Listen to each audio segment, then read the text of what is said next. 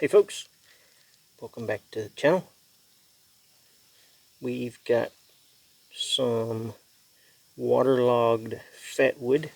It's been outside getting rained on.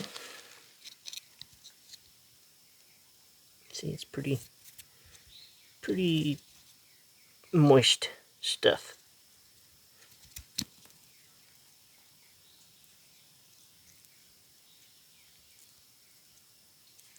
Well, the knife of the month, which is this dude, Wright Next Gen in A2 full flat. What the hell is that thing? Oh, it's part of a button or something.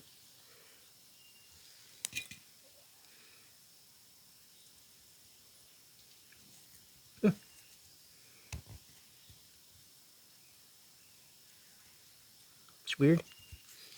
Anyway, we have a crispy, nice 90-degree spine on this month's candidate of knife of the month. So I'm gonna play with it in a little fat wood today. Some of this stuff you can get out of the wet stuff if you just bust it a little bit.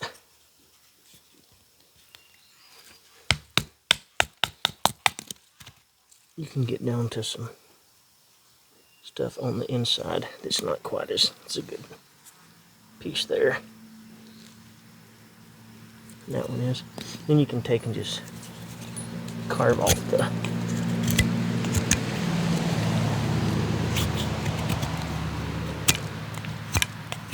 other stuff. And this stuff just has so much resin in it. Butcher, bro, did you just pee right there? I smell it. It's disgusting. That's disgusting. But you can take a piece like this, even if it's been rained on, and we'll bust it one more time. Let's save this piece for the time being. We'll bust another little piece off of this guy.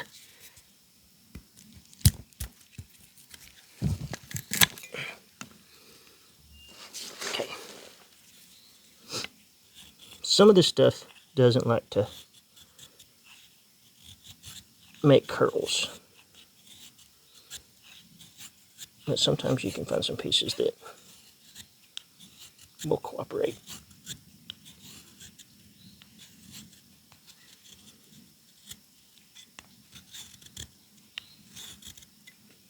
And I'm a firm believer in a pile of curls is just as effective as a feather stick. And maybe you are trying to start a fire in a heater, for example, or wood stove.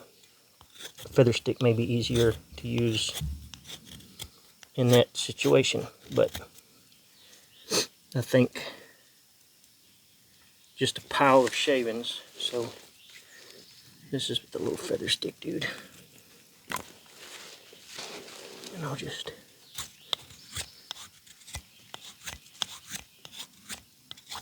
Butch, what are you doing, buddy?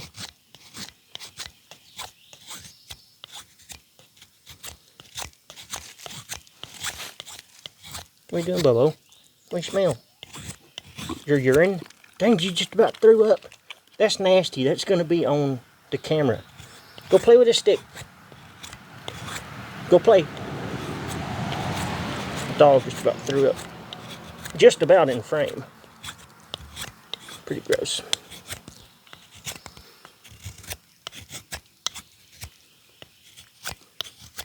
Once I get this stuff made, we're going to set some of it on fire.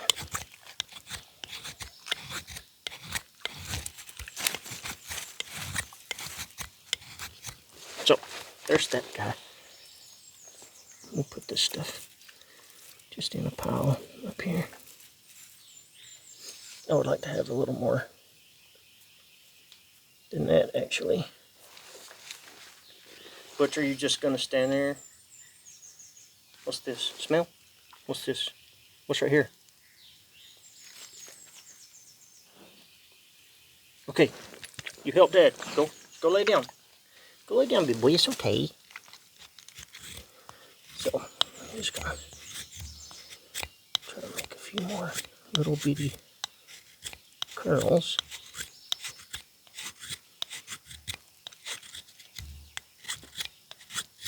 We use this piece to demo that spine too, and how I like to use the spine. It makes a super fuzzy, kind of fine bit. So let's get up there right here.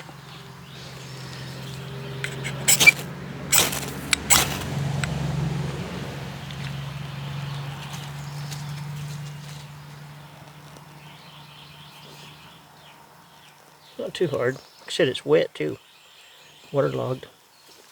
And you could move some of this stuff around a little bit.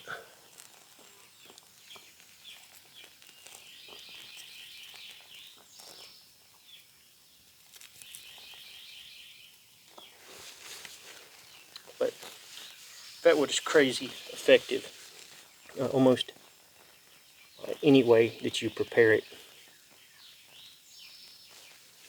And that was, both of these piles was made with the edge. So I'm going to demo the spine. Get out of here. Get over there.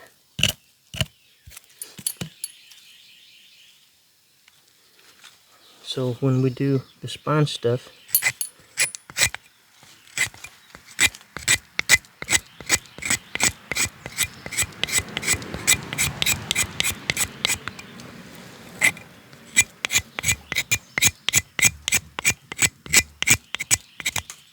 so I scrape, and when I get to a spot where I got like a little lump on it where I don't want to scrape anymore, I just kind of peel that off.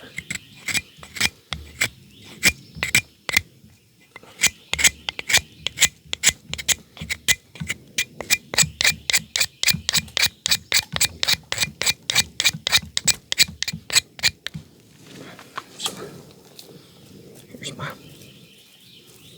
pile of this flavor.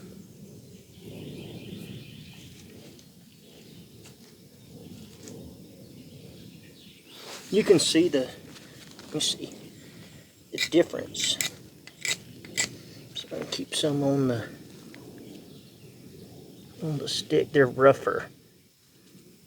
They're say fluffier, but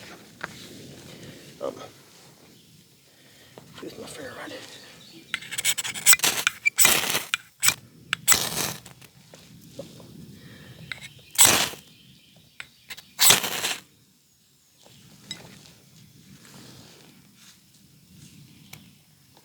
But they catch good. It's very, it's efficient, and I would say the spine makes better and easier, fuzzier material for lighting it with a ferro rod. Now, if you got something like this, I would totally get a lighter like this. Is going to be like, it's going to be hard to beat that with open flame. Like that's just going to making some curls like that. But if you're starting without a flame, I'm going to say the ferro rod is going to have a better effect, I guess, on the shavings that are made with the spine of the knife. Pretty sweet. That's, now, you know, they make excellent scrapers for ferro rods, but sometimes if you make your own, you don't have one. And I figure if this is going to be in my sheath and my knife has a decent 90-degree spine, may as well practice with it a little bit. So in this situation, it processes my fat wood, or I should say it processed the fat wood, the knife did. Then I used the spine to process my fat wood to light with ferrite rod. Handy dandy. Alright y'all, that's it. I'm about to go eat. Later.